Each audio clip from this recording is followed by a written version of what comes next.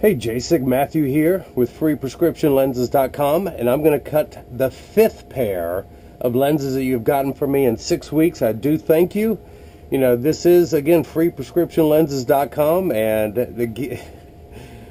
the gimmick, Jacek, you buy the frame from me, and you'll get free prescription lenses, but since you already own all your frames, you're paying for the lenses. But here's what I'm going to do. I'm going to take a brand new Ray-Ban 5121 Wayfarer. It still has the little demo lenses in there. I'm going to pop these out. And now I'm going to trace the frame in my Santinelli edger. I'm just messing with you, Jacek. The next pair you get. Buy the frame, you get free prescription lenses. You won't have to keep paying for so many lenses. But it's now tracing the shape of your right lens, and then it's going to scoot over and trace the shape of your left. Here at freeprescriptionlenses.com, where everyone loves a bargain and no one is disappointed with quality. Because you are getting some extremely high quality lenses this time. You upgraded to the Transition 7, which come with Crizal, Alize anti-glare coating on top of that. So let me pull the shape up. Let me put your pupillary distance in. Type that in now. This is a polycarbonate lens. I'm going to cut on the soft cycle, and this is not a metal frame but a plastic. So let me get everything lined up. We are minus 50 at 76. I'm going to take your right lens out of the wrapper, take off the little protective tag that's holding it. I'm going to spin the axis wheel on my Marco 101 lensometer to 109. That is good. And put the power drum. Let me just check everything's perfect. We are at minus 50. Put your lens in and rotate it until the sphere power of minus 50 comes in clear. Clamp it down, check the astigmatism correction, another 50, that is perfect, and we're going to put some dots on here. Dots that you can't see, so let me grab my pen and make these a little bit darker so you can see.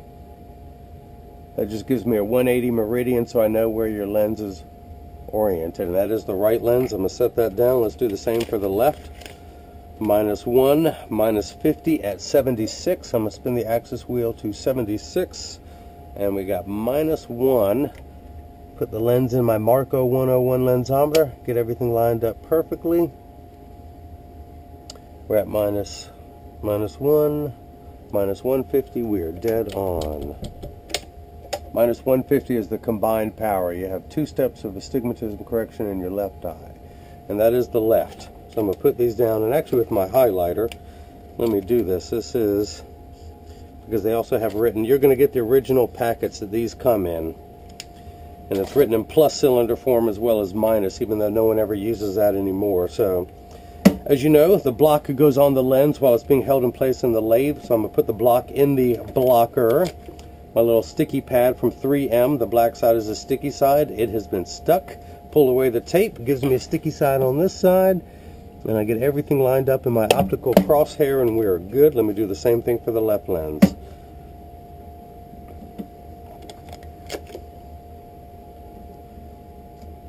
Okay,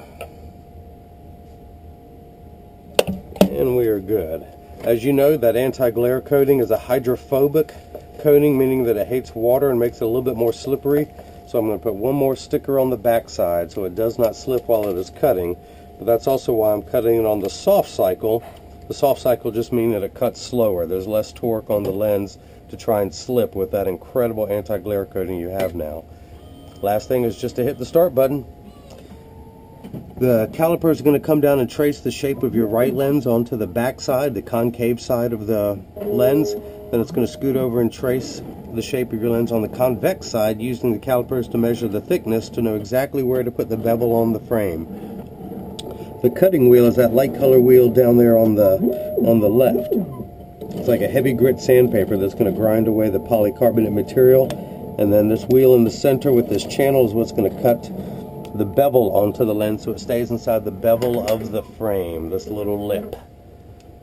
It is going to get loud and I'll have to close the door, but for now I just want you to see is your prescription polycarbonate Transition 7 with Crizal Alize anti-glare coating touches down on the cutting wheel.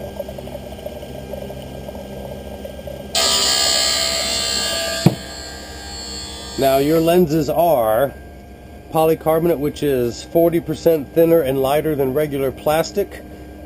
They are virtually unbreakable. They are bulletproof up to 22 caliber and have both UVA and UVB protection on them. We know what the sun's harmful ultraviolet rays can do to your skin, where your eyes are 8 times more sensitive than your skin. I'm writing an R on your right lens and an L on the left. This time I will send them in these packets.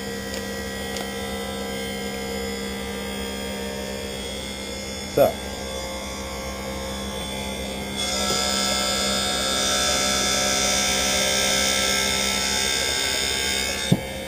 these are the latest, greatest Transition Signature 7 lenses.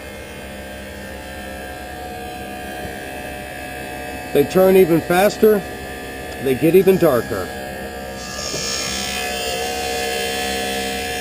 If you notice, when I lift the door, your lens is still completely flat all the way around. It has not put the bevel onto the lens. It's almost like a nickel where it could stand up on its own.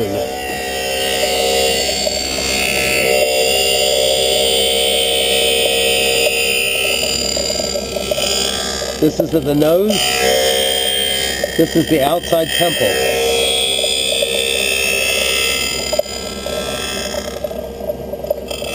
As you can see, there's water running in the background, but it's not actually cutting wet. Now it's putting the bevel onto the lens, inside that little channel. It's going to give you that knife-like edge. But polycarbonate cuts dry where plastic lenses and high-index lenses cut wet. The same jets of water that you're about to see in a moment is what's constantly running on a plastic lens while it is cutting. The polycarbonate cuts dry. This polycarb was originally invented by the U.S. military. Their Jeeps used gas fuel lines. There's the water. But in combat situations, they're just Jeeps, the type of terrain they had to drive and survive in. If that gas line cracked for any reason, you had fuel spinning onto the ground. Any type of spark would combust it, especially wartime. So they had to figure out a way to have an unbreakable fuel line, and that's where polycarbonate came from. It wasn't until years later they refined the quality to make it of optical grade, and actually even the first lenses were not that clear. Now we have extremely clear optical grade polycarbonate. It has since been refined even more into Kevlar, and that's what they use for the bulletproof jackets, the same lens material. Of course, a chemist is going to tell you it's not the same material. Once they've done this to it or that to it, it's no longer the same thing. So, let me dry your lens off so it is not slippery, and I do not drop it, because that is embarrassing when someone's watching. But you still have a little bit of rough edges, so I'm going to use my hand stone, which I can place my hand on while it's running. It's completely flat. It just uses friction to smooth everything out the edge. And of course, you see the little swarf that I scrape off the edge of the lens. That is the last of the optical grade sawdust from your polycarb. Of course, as you know, I do this so much, I've worn a bevel into my thumbnail from scraping the edges of lenses. And once it's all off your lens and onto the counter, I carefully collect it all into one pile, and then I wipe it on the floor. And this is where I chuckle and say, kids, stay in school. I went to school for years to learn how to make a mess. Stay in school and learn to make a mess like me. So I'm going to tuck this in at the outside corner, and I'm going to be shocked if this fits. Push down at the nose, and it does not. I just know from experience, this frame with a deeper bevel, you have to take it down some more. So I'm taking it down 1/10 of a millimeter. And I apologize for my voice. I do have allergies. It gets worse coming up on Mother's Day, even though we're still a weekend away. Now, it's not going to go on the cutting wheel. It's just going to go back to the bevel wheel and take 1/10 of a millimeter. And a millimeter is the distance between my thumbnails. So I'm going to take 1/10 of that off around the circumference of the lens. And then we'll see if it fits. Excuse me. The golden rule, you can always take more off of a lens, you can never add it back on, so.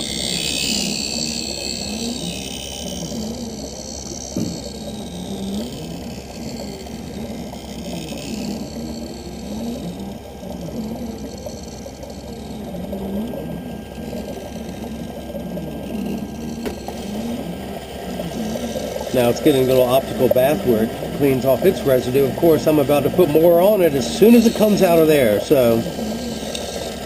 But I cannot override the equipment. my Santinelli edger, which runs about $30,000. I recommend everyone go out and get one, put it on their kitchen counter, and then they can cut lenses at home. You won't need me anymore. After this tutorial, you should be able to do it. That's the start button. That's the only one you need to know. Everything else will program itself. It'll tell you where to put the input. Enter the values you need, and then hit start. And of course this button to chuck. This opens it up. That's where it all begins. And ends, I guess, in theory. Okay, now, back to the handstone. Back to that, and this time I'm just going to drop it straight on the floor. Kids, stay in school. How many times I got to tell you? Okay, now that's cleaned up. Try and mount this into the frame. I turn the frame upright and I tuck it in at the corner closest to me. Then using my thumbnails, press down at the corners. It snaps in perfectly, and that's what you're going to want to do when you mount it yourself. Let's go ahead and cut the left lens. I'm going to put that in there now. Flip that over to left and hit start. Remember, start button. Come on, guys. We talked about this. Just like before, it's going to come down. The caliper is going to trace the shape of your left lens this time onto the back side, which is the concave side of the lens, closest to your eyelashes. Then it's going to scoot over and trace the convex side of the lens, which sits away from the face. Once this is all done, I'm going to show you how your lens will darken after I do the final inspection.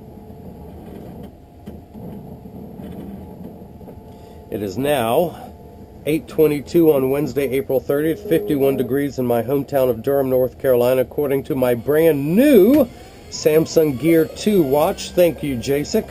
Just got this one today because the other one was 4 months old, and I mean, honestly, who wants to wear a 4-month-old watch that I got on December 31st? Okay, so this block is no longer needed. I'm going to take this off the lens. Dry everything off again. I'm going to save that red dot that is on there. I'm going to peel the sticker away. And right in front of that red dot, I'm going to place that back in my Marco 101 lensometer, spin the axis wheel back to 109, and inspect that the lens is cut perfectly. Those red dots still on the 180 meridian. So that tells me, yes, it is very straight, but I also want to make sure I have that pupillary distance down perfect. Put that in, and we are good to go. I'm reading -50. And another -50 makes it perfect. So,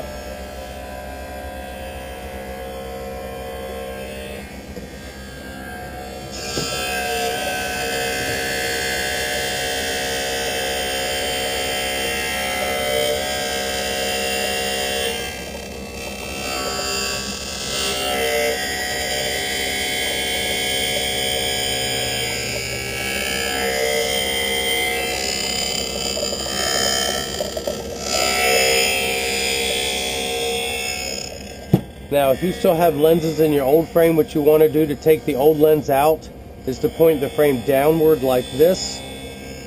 As you saw, I pressed with my thumb at the nose. I'm going to do the same thing this time. I hold the frame with my left hand, and you can actually torque it back. You're not going to hurt the frame, and you're not going to hurt your unbreakable lens.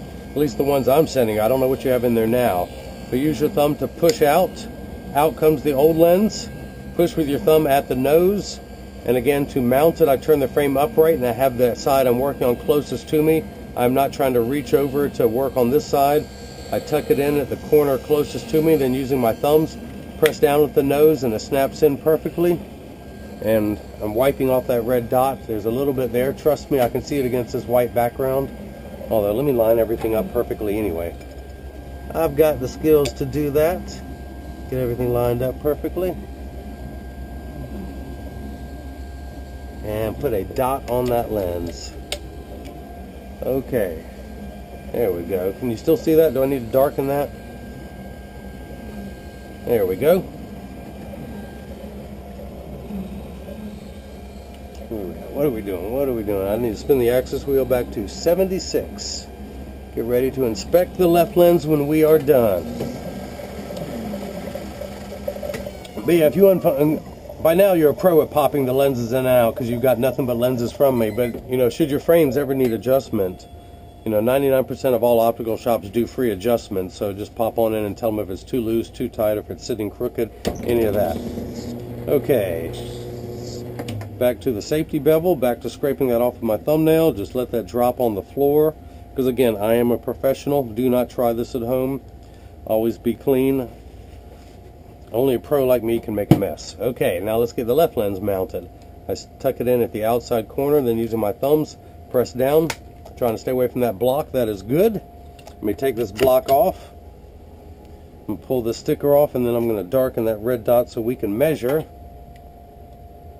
But first, I spun the axis wheel back to 76, put that in right over the front, and we are dead on, -1, -50.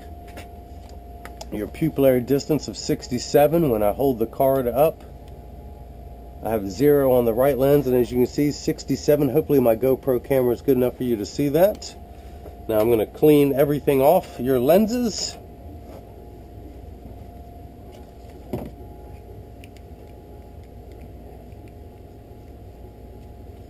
Dry your lens off. Of course, you're going to be getting another cleaning cloth from me and instructions on how to care for your cleaning cloths that I will send you. You're also going to be getting the Crizal brand one as well. So as you can see, your lenses are very clear. I'm about to activate them in my transitions unit. It's just a small little UV lamp. Put those in there and hit start. And it takes about 30 to 45 seconds for them to darken. It takes a little bit slower when you come back inside, about 45 seconds to a minute 15. Now, as you will see, all transition lenses will get dark on day 1. Give them 2 weeks, so it can continue to darken every day for the first 2 weeks until they get to their final setting. After that, they'll work for years at maximum performance. As you know, the only time they will not work is when you're in your car driving.